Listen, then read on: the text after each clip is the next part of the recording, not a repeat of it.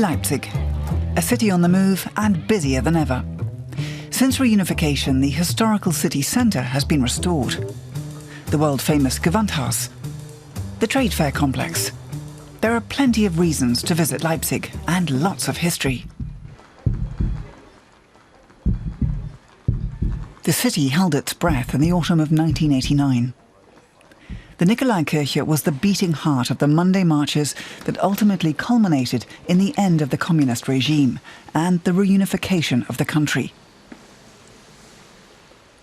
The pivotal role played by the church is recounted in Karin Schäuble's guided tour, taking in key local sites of the peaceful revolution. This church didn't become famous because of its architecture. In 1982, it began holding special Monday prayers. Over the next few years, the prayers attracted a growing number of people who were opposed to how society was developing in what was then East Germany. The result was the Monday demonstrations. Karin Schäuble was a witness to history. She took part in the protests. The Forum of Contemporary History gives visitors a comprehensive picture of Germany during the Cold War. It shows how the one-party communist government in the East came into being.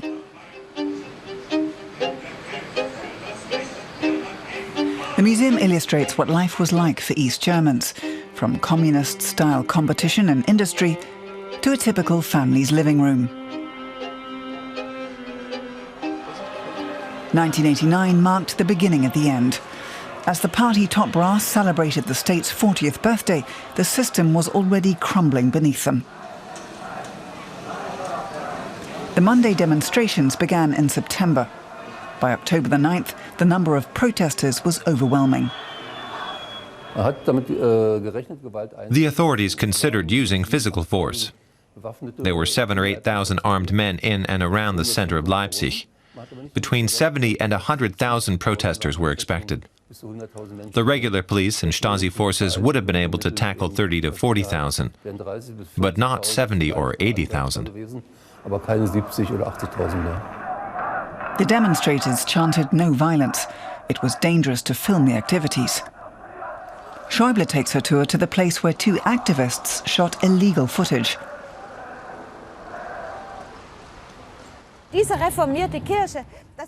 This church is precisely the place where the first film was shot of our Monday protest.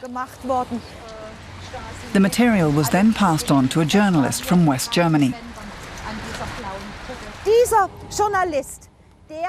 This journalist smuggled this little reel of film to the West in his underwear, in a very discreet place. And he got through. The fear was that the secret police, the Stasi, would catch him and keep the recording. The Runde Ecke, the round corner, is the former Leipzig headquarters of the Stasi. It was occupied by residents in December 1989 to prevent the authorities destroying more incriminating files. By the time they arrived, however, many documents were already pulp. The building now houses a museum about the Stasi. Among the exhibits, an old phone-tapping device and a machine for opening letters. The museum reveals the sinister workings of East Germany's infamous secret police. Tobias Hollitzer was one of the civilian activists. In the very first night, we found a meter-high pile of sacks filled with mail. Were we in a post office? Or at the Stasi? And that's when I realized just what the Stasi was, and my gut reaction was that it must be definitely dissolved. The Stasi's tasks included monitoring and intimidating its own citizens, but it did not ultimately use mass physical force against demonstrators. Augustusplatz was the epicenter of the protests. A peaceful revolution with not a single life lost. That's something we can be absolutely happy about and grateful for the opportunity to experience it. How often do you experience something like that? Taking a tour with Karin Schäuble is just one of the many options in Leipzig for rediscovering modern German history.